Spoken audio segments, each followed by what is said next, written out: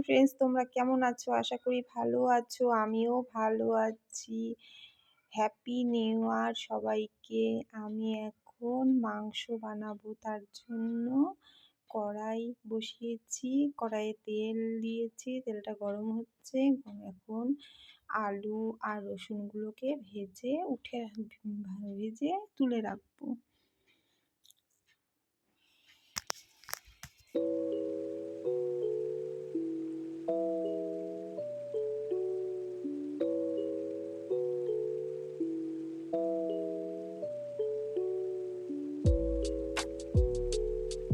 এখন নুন হলুদ দিয়ে, এই যে হলুদ দিচ্ছি, একটু নুন দিয়ে ভেজে তুলে রাখবো।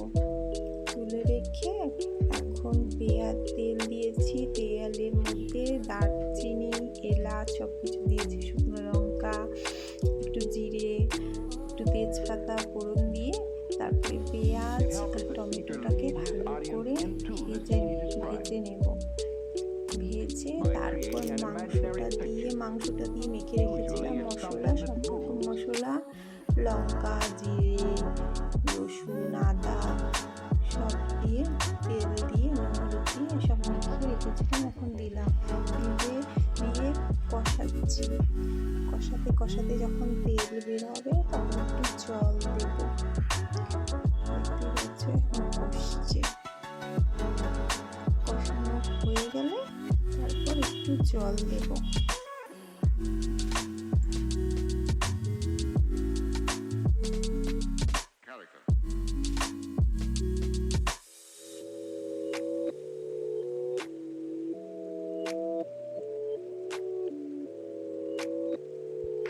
মাংসটা হয়ে গেছে, দেখতেই পাচ্ছ।